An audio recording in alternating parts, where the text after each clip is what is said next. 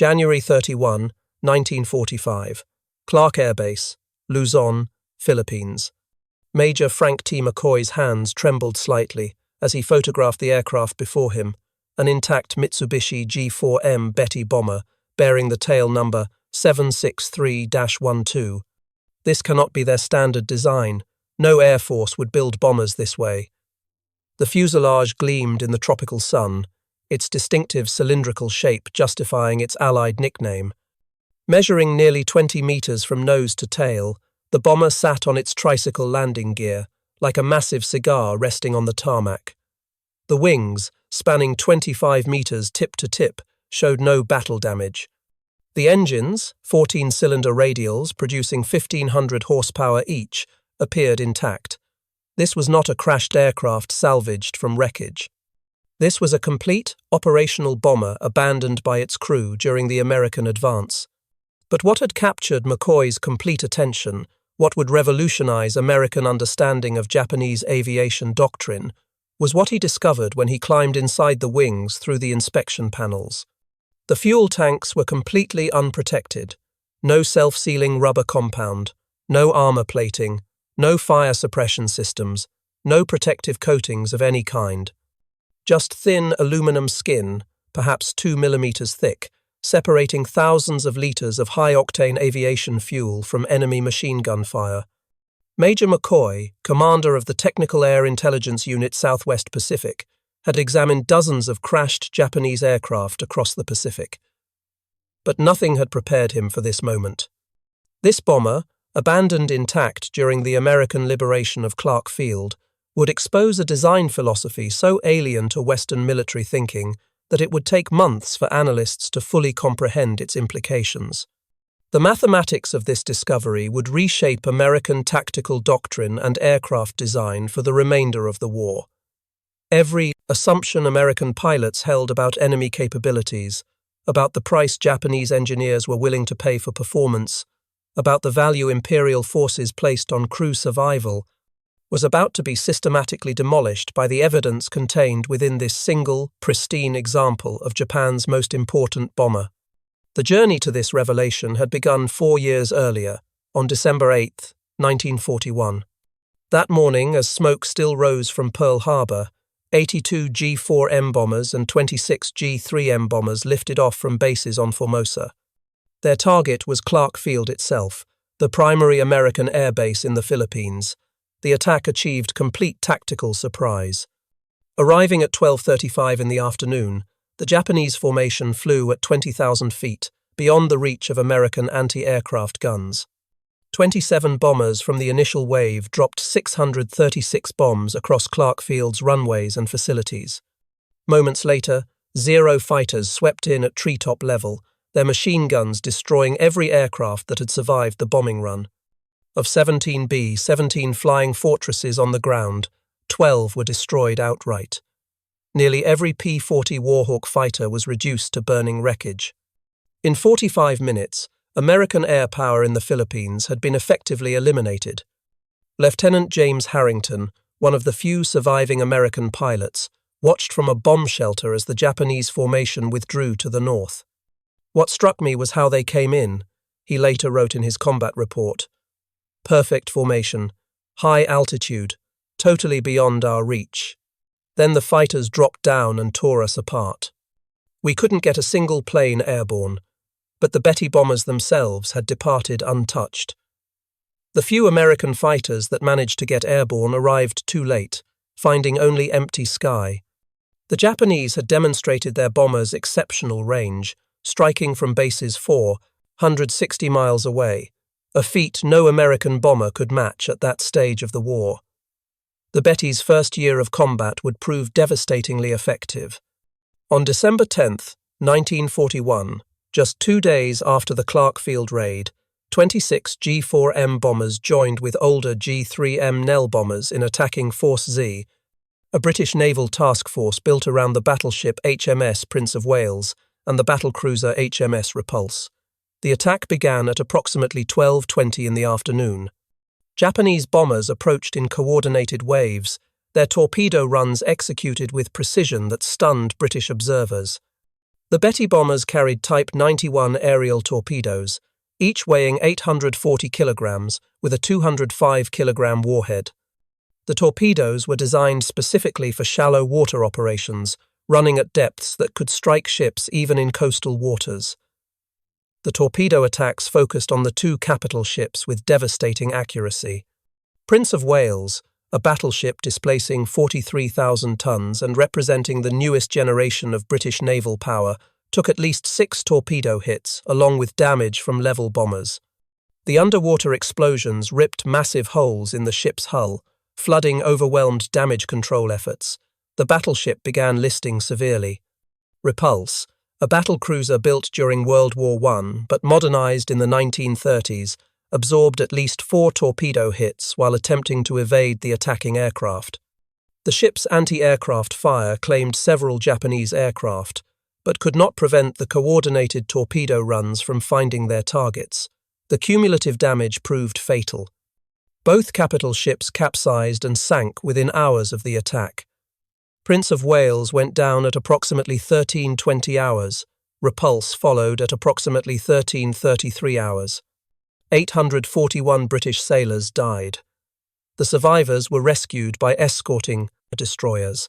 The engagement lasted less than 2 hours from first contact to final sinking. For the first time in naval history, capital ships actively defending themselves had been sunk solely by air power while in the open sea. The G4M Betty bomber had achieved what naval theorists had debated for decades.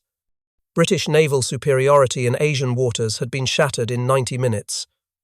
Across the Pacific theater through early 1942, American and Allied pilots encountered Betty bombers in every major engagement.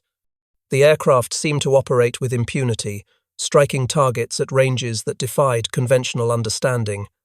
They hit Darwin, Australia from bases 1,500 miles away, demonstrating reach that exceeded any Allied bomber's capability.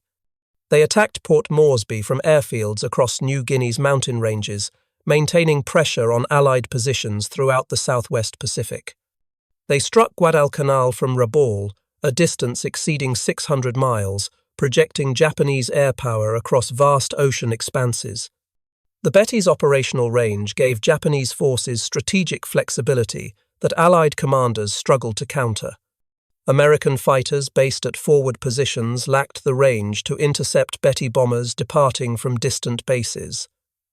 Allied airfields came under attack from Japanese bases that were themselves beyond Allied striking range.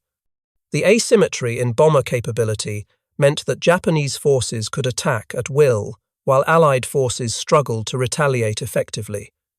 This advantage persisted through the first 6 months of the war. Betty bombers participated in virtually every Japanese offensive operation across the Pacific and Southeast Asia. They struck targets in the Philippines, Malaya, Netherlands, East Indies, New Guinea, and the Solomon Islands. They supported naval operations throughout the theater. They performed reconnaissance missions that exceeded the range of any Allied aircraft. The Betty became the symbol of Japanese air power's reach and effectiveness. But the advantage depended entirely on limited Allied fighter opposition.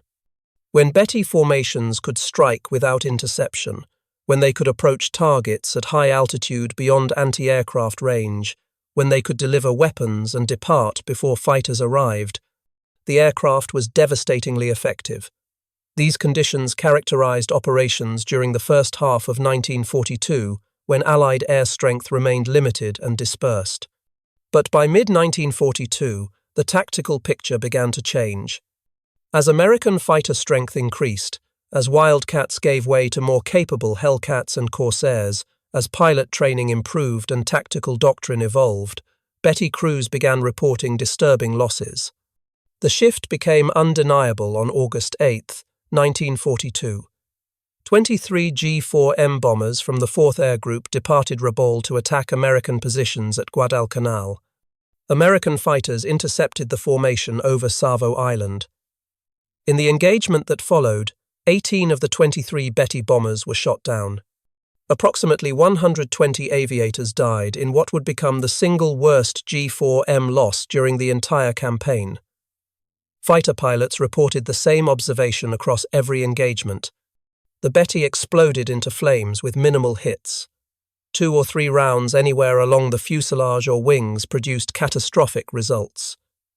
The aircraft earned grim nicknames that spread rapidly through American squadrons.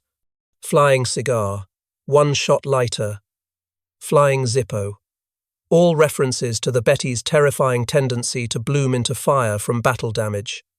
By October 1942, when Lieutenant Commander John Thomas Blackburn arrived at Guadalcanal commanding VF-17 flying F-4U Corsairs, the Betty's reputation had transformed completely. "First time we caught a Betty formation, we couldn't believe how easy they went down," Blackburn later reported. "Hit them anywhere along the fuselage or wings, and they'd explode. We actively hunted them, recognizing them as among the most vulnerable targets in Pacific skies. But the true extent of the Betty's vulnerability, the engineering decisions that made such catastrophic losses inevitable, would not be fully understood until American forces began capturing intact examples for detailed examination. The first significant intelligence breakthrough came in November 1942, when Australian forces overran Japanese airfields at Buna in Papua New Guinea. Among the abandoned aircraft, technical air intelligence units discovered Betty bombers with varying levels of damage. Initial examinations confirmed what pilots had reported. The fuel tanks had no protection whatsoever. Aeronautical engineers with the Allied Technical Air Intelligence Unit Southwest Pacific conducted the first detailed analysis. The wing access panels revealed fuel cells with no protective measures, thin aluminum construction, no rubber sealant layer, no protective coating, no fire suppression systems. Multiple Betty bombers examined at Buna showed identical characteristics. This was not battle damage or field modification. This was standard Japanese design.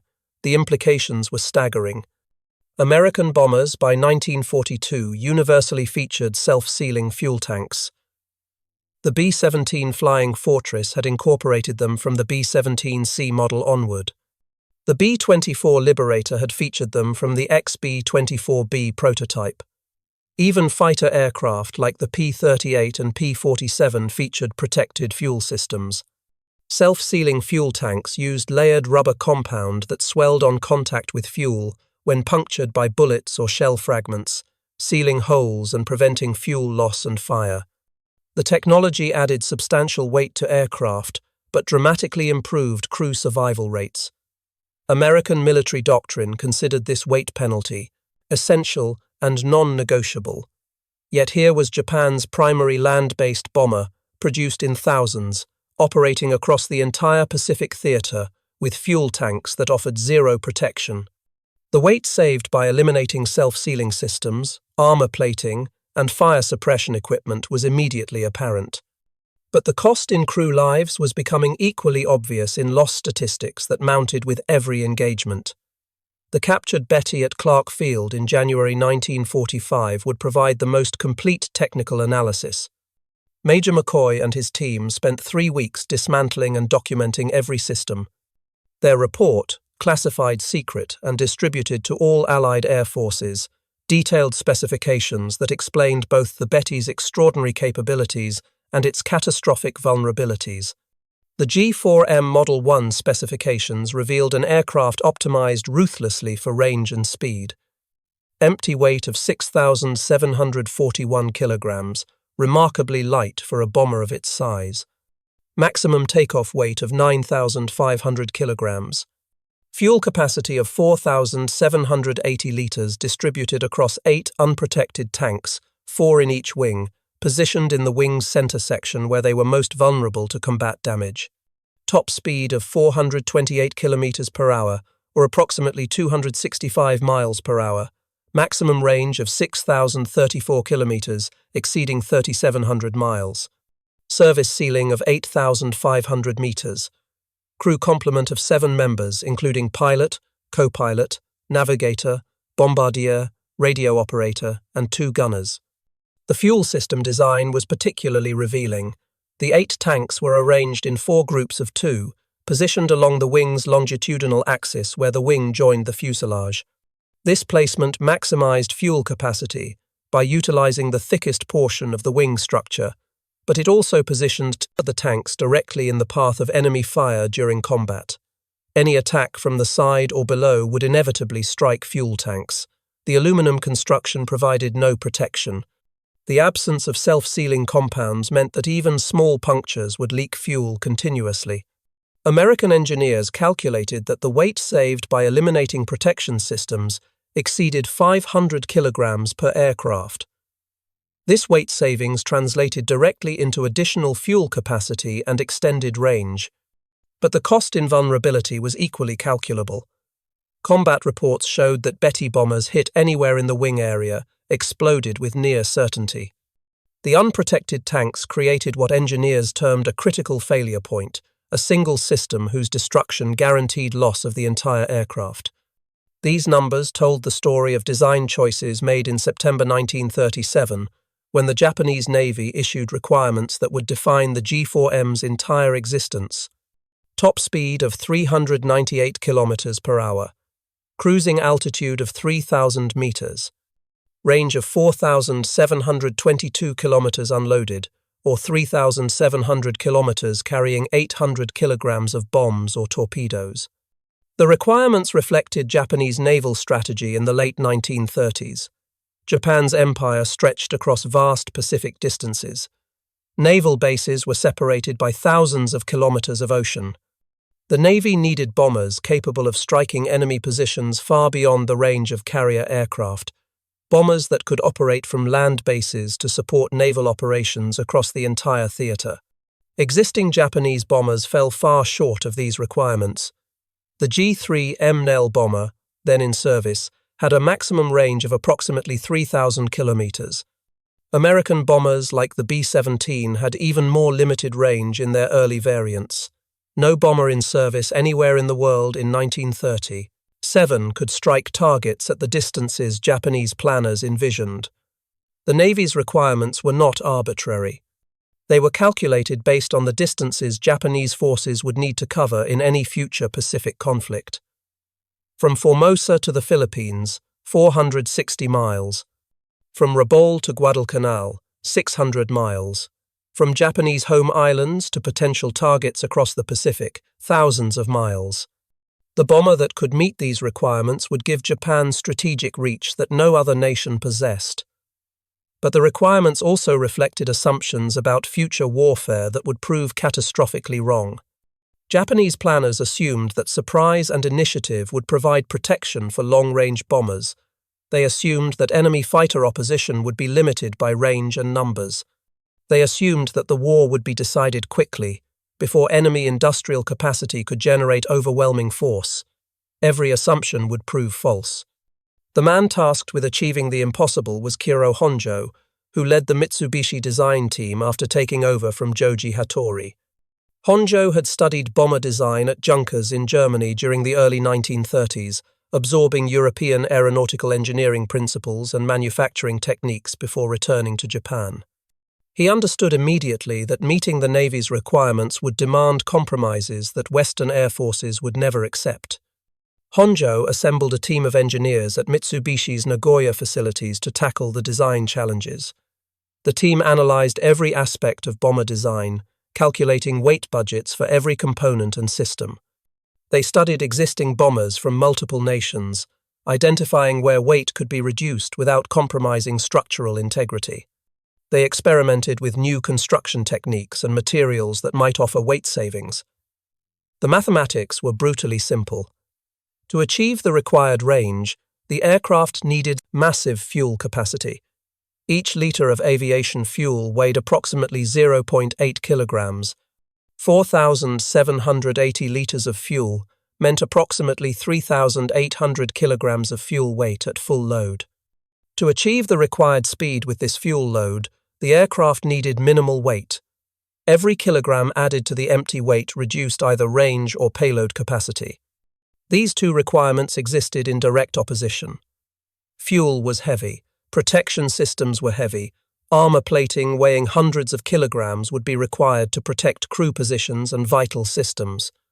Self-sealing fuel tanks added substantial weight through the rubber compounds and additional structure required. Fire suppression systems added weight.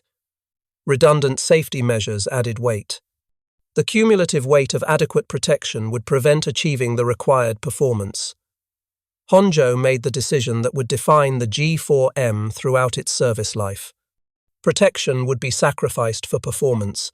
The fuel tanks would be unprotected aluminum construction, no self-sealing compounds, no armor plating around fuel cells, no fire suppression systems beyond basic fire extinguishers, no redundant safety measures.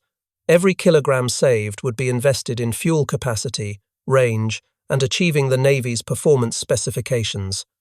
The decision was not made lightly. Honjo understood the risks. His team calculated the vulnerabilities that unprotected fuel tanks would create.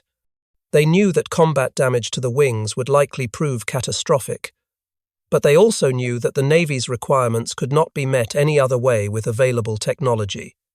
The choice was between an aircraft that met performance specifications with known vulnerabilities or an aircraft that failed to meet requirements but offered better protection. The Navy had demanded performance. Honjo delivered performance. The first G4M prototype flew on October 23, 1939. The aircraft met every performance requirement the Navy had specified. Speed exceeded expectations, range surpassed projections, payload capacity satisfied operational needs. The bomber entered production as the Navy Type 1 attack bomber, with Mitsubishi building the aircraft at plants in Nagoya. Initial production models, designated G4M Model 1, began reaching operational units in April 1941. By December 1941, approximately 180 G4Ms were in service with the Japanese Navy. These aircraft would form the backbone of Japanese land-based air power throughout the Pacific War. The Betty's combat debut at Clark Field and against Force Z demonstrated the wisdom of Honjo's design priorities in the specific conditions of early 1942. When facing limited opposition, when achieving surprise, when operating beyond the range of enemy fighters, the Betty was devastatingly effective. Its range allowed strikes from bases that enemies considered safe. Its speed permitted rapid penetration of target areas. Its payload delivered meaningful damage. But these advantages depended entirely on the assumption that Betty formations would face minimal opposition. The moment American fighter strength increased, the moment interception became routine, the moment sustained combat became inevitable, every design choice that prioritized range over protection became a death sentence for crews. The Guadalcanal campaign exposed the fundamental flaw in the Betty's design philosophy. From August through October 1942, more than 100 G4M bombers were lost with their crews in what became a sustained bloodletting that Japanese air forces could not sustain. The single mission on August 8 alone destroyed 18 of 23 aircraft with approximately 120 aviators killed. The pattern repeated with brutal consistency throughout the campaign. Betty formations would depart from Rabaul, fly 600 miles to Guadalcanal, engage American fighters, and suffer catastrophic losses. August 9th saw additional bombers lost. August 10th brought more losses. By the end of August, the 4th Air Group had been effectively destroyed as an operational unit. September brought no respite. Betty formations continued striking American positions at Guadalcanal, and American fighters continued destroying them in overwhelming numbers. The mathematics were inexorable. Japanese forces needed to strike American positions to contest control of the island. Betty bombers provided the only means of delivering meaningful strike capability from Rabaul. But every mission resulted in losses that could not be replaced. October saw the pattern continue. American fighter strength increased as more squadrons arrived at Henderson Field. Pilot quality improved as combat experience accumulated. Tactical doctrine evolved to exploit Betty vulnerabilities more effectively. Japanese losses accelerated even as the number of bombers available for missions declined. By November, when the Guadalcanal campaign effectively ended with Japanese withdrawal, Betty losses exceeded 100 aircraft. Crew casualties approached 700 men dead. The exchange rate was unsustainable. Japan's most capable land-based bomber had been rendered obsolete by its own vulnerabilities. transformed from a feared weapon into what American pilots called easy meat. Japanese planners had expected losses. All military operations involve casualties, but the scale of Betty losses exceeded every projection. The unprotected fuel tanks that permitted 6,000-kilometer range also guaranteed that any hit to wings or fuselage would likely prove fatal. There was no middle ground, no wounded bombers limping home, no damaged but survivable aircraft. Betty bombers either returned untouched or exploded in flames. By mid-1943, Japanese engineers recognized that modifications were essential. Starting with the 663rd aircraft produced in March 1943, 30mm rubber sheets were installed beneath wing surfaces where fuel tanks were located. These sheets were not true self-sealing tanks, they were a compromise measure, adding minimal weight while providing limited protection against fuel leakage. The modification reduced top speed by 9 km per hour. Maximum range decreased by 315 kilometers, but crew survival rates showed no significant improvement. The rubber sheets could slow fuel leakage from small caliber hits. They could not prevent fires from larger caliber rounds or cannon shells. They could not stop explosions when tracers ignited fuel vapor. The fundamental vulnerability remained unchanged. Japanese designers attempted more comprehensive protection with the G4M Model 3, introduced in October 1944. This variant featured actual self-sealing fuel tanks, with capacity reduced to 4,490 litres to accommodate the leak-blocking material. The modification reduced maximum range to 3,640 kilometers, a loss of more than 2,000 kilometers compared to the original G4M Model 1. Approximately 60 G4M Model 3 aircraft were produced by war's end.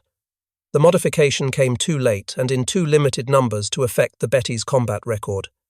By late 1944, American air superiority was so complete that no level of fuel tank protection would have permitted Betty bombers to operate effectively. The war's outcome had already been determined. The Betty's vulnerability became so notorious that American forces began using the aircraft in ways that highlighted the dangers Japanese crews faced. On April 18, 1943, the Betty bomber became the instrument of Admiral Yamamoto's death in an engagement that demonstrated both American signals intelligence capabilities and the aircraft's fatal weaknesses. American codebreakers intercepted Japanese communications, indicating that Yamamoto would fly from Rabaul to Bougainville on April 18th. The Admiral would travel aboard a G4M bomber with a fighter escort. 18 P-38 Lightnings from the 339th Fighter Squadron were assigned to intercept the flight, though only 16 actually flew the mission after one aircraft blew a tire on takeoff and another suffered drop tank failures. The mission required extraordinary precision.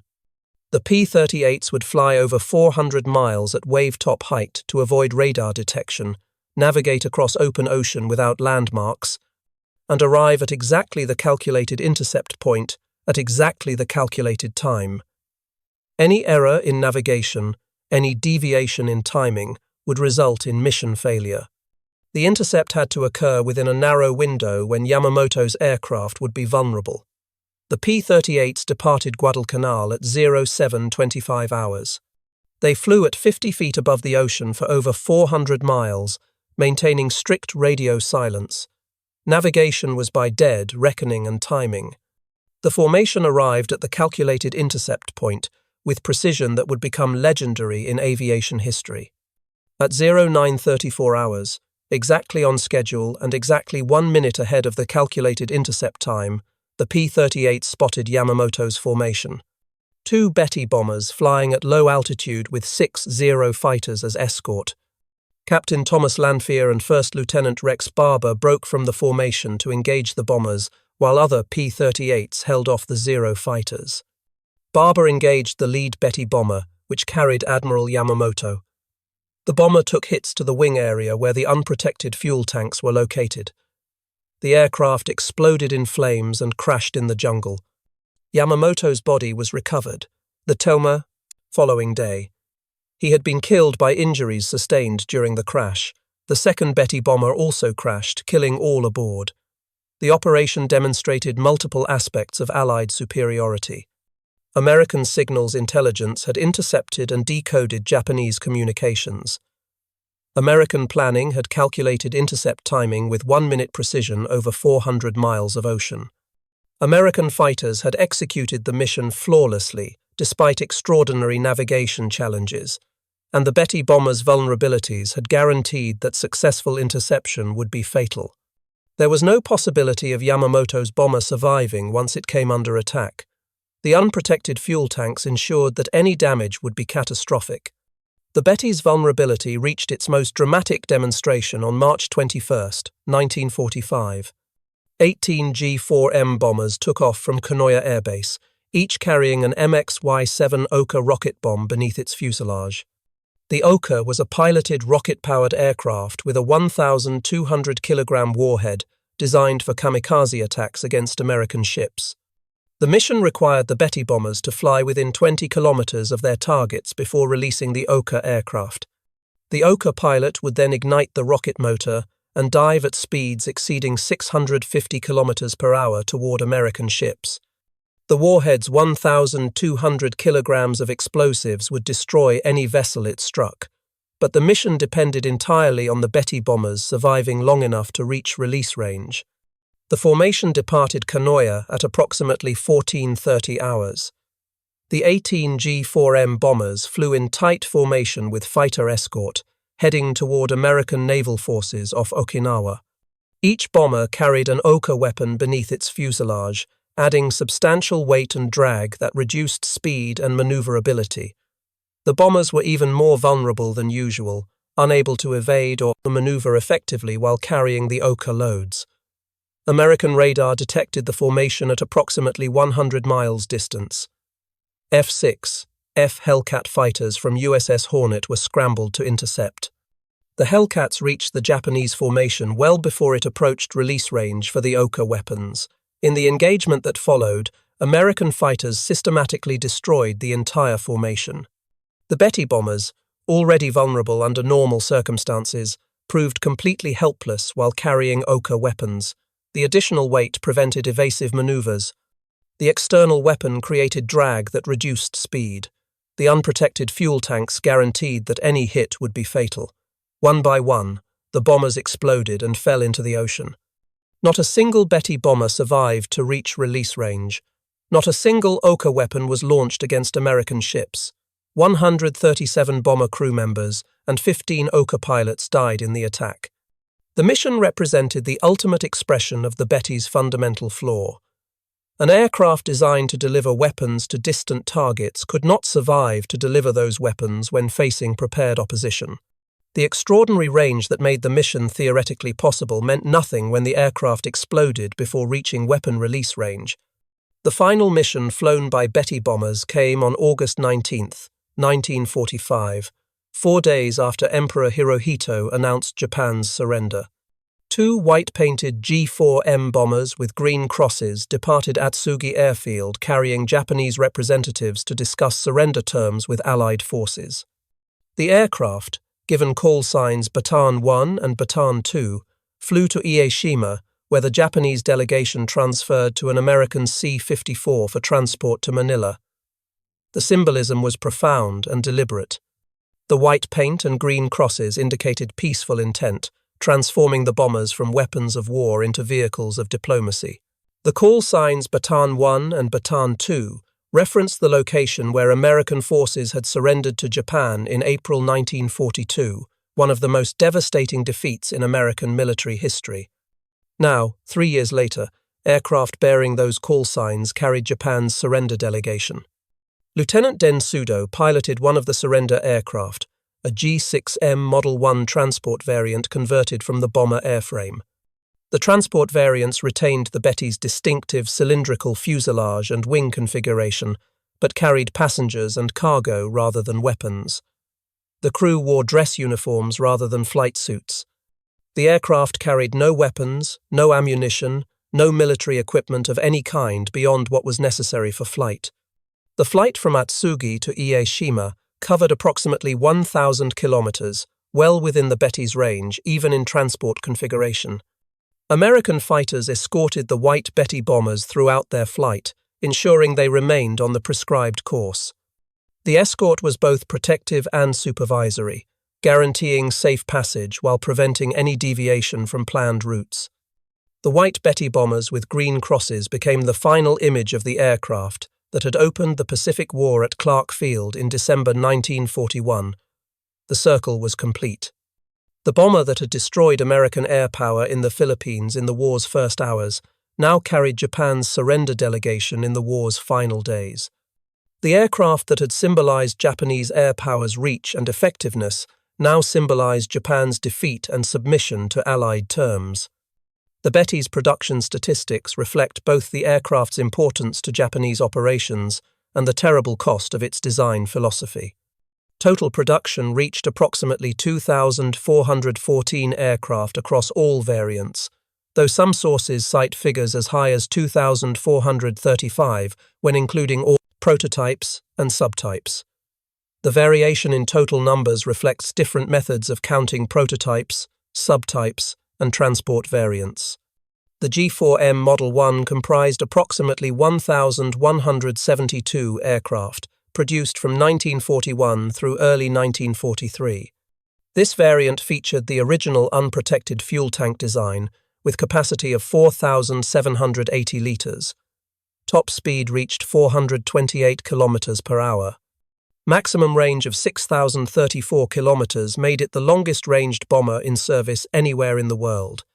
But the complete absence of protection systems made it catastrophically vulnerable once American fighter strength increased.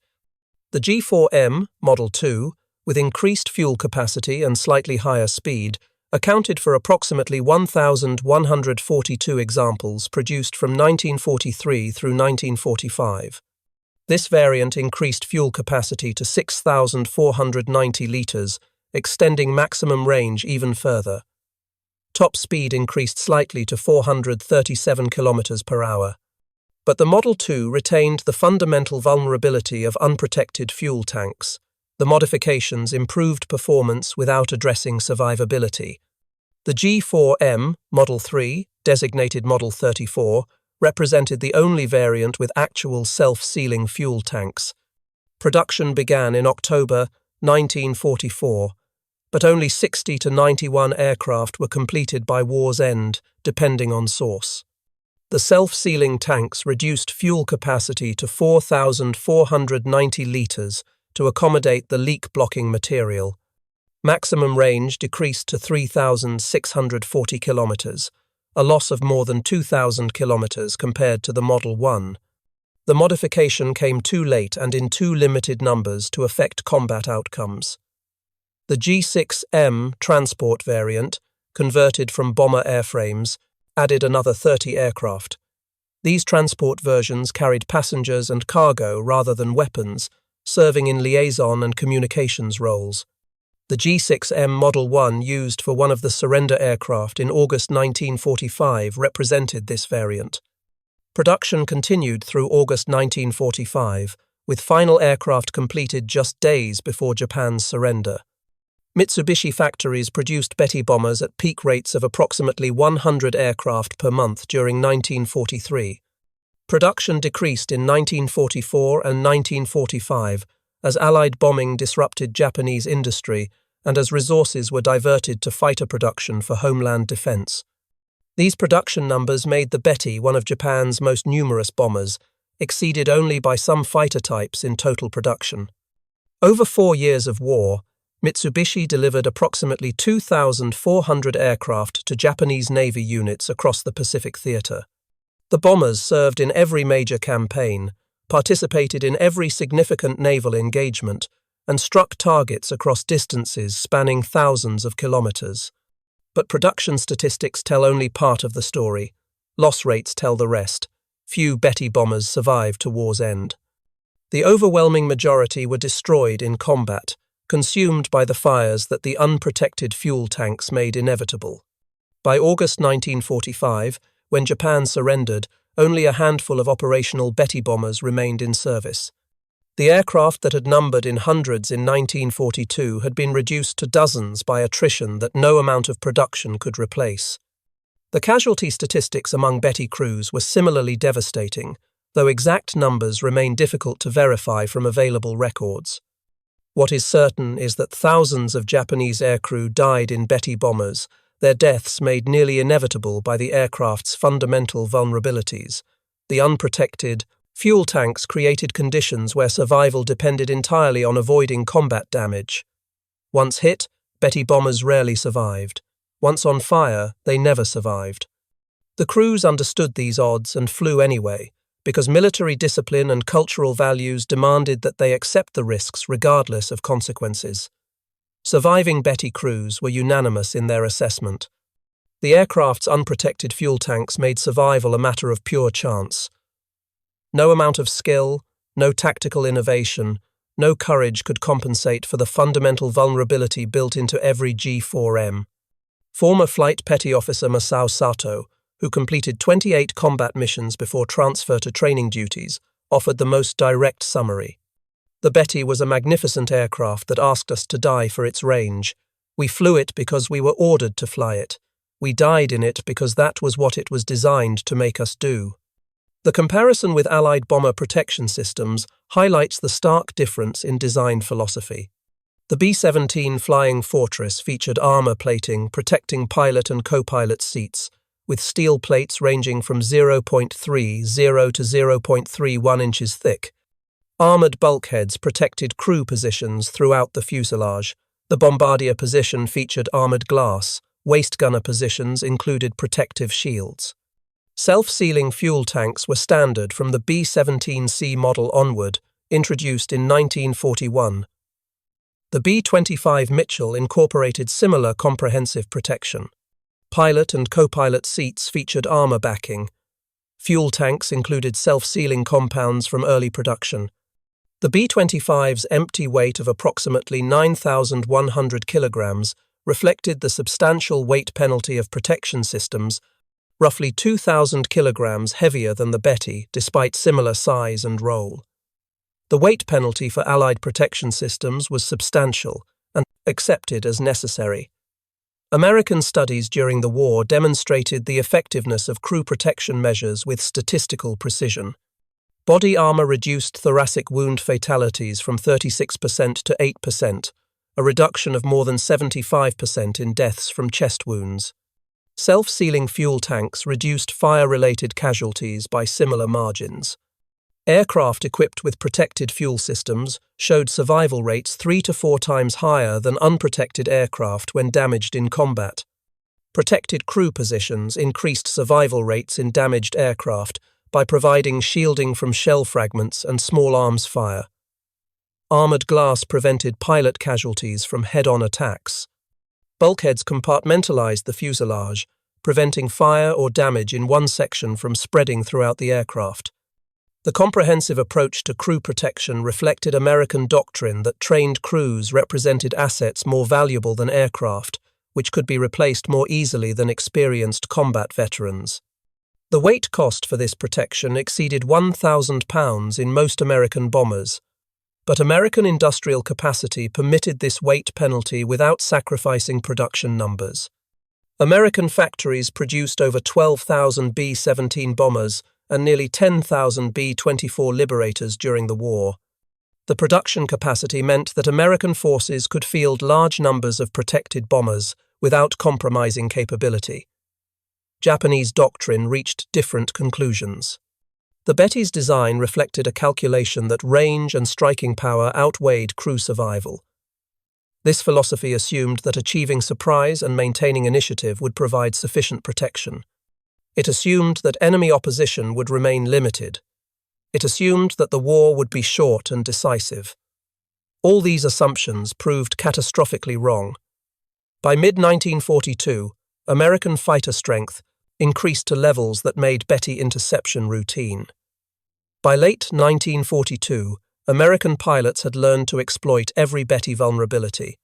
By 1943, Betty formations suffered such devastating losses that missions became suicide operations. By 1944, Betty bombers could barely operate in daylight against American opposition. The mathematics of the Betty's war were written in fire and loss. Every advantage that made the aircraft formidable in early 1942 became irrelevant once sustained combat began. Range meant nothing when bombers exploded before reaching targets. Speed meant nothing when fighters could intercept from distant bases. Payload meant nothing when formations were destroyed before weapon release. The examination of tail number 763-12 at Clark Field in January 1945 revealed the complete story. The unprotected fuel tanks that shocked Major McCoy were not an oversight, not a temporary expedient, not a design failure. They were the deliberate choice of engineers who believed range mattered more than survival. Japanese designers had created exactly what their specifications demanded. An aircraft with extraordinary range and speed, built with minimal weight, optimized for the mission requirements they received. The tanks were unprotected because protection would have prevented achieving the required performance.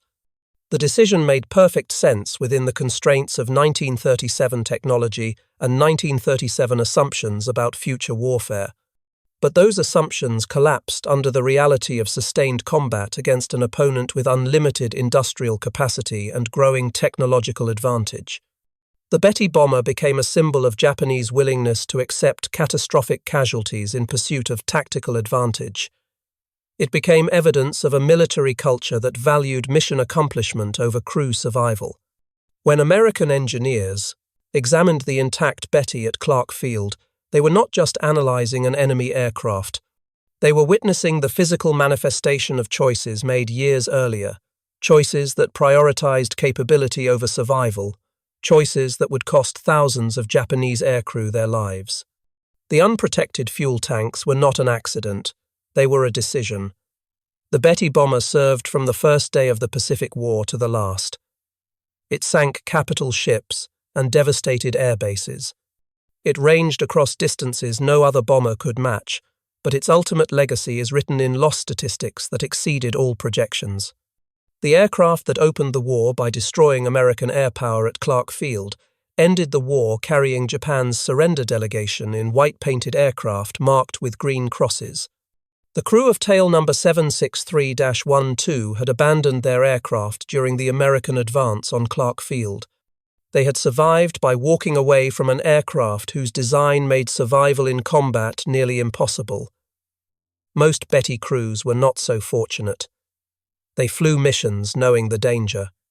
They climbed into unprotected bombers and crossed vast Pacific distances. And they died in overwhelming numbers, consumed by fires that the aircraft's design made inevitable. The Betty bomber's story is ultimately about the price of capability without protection.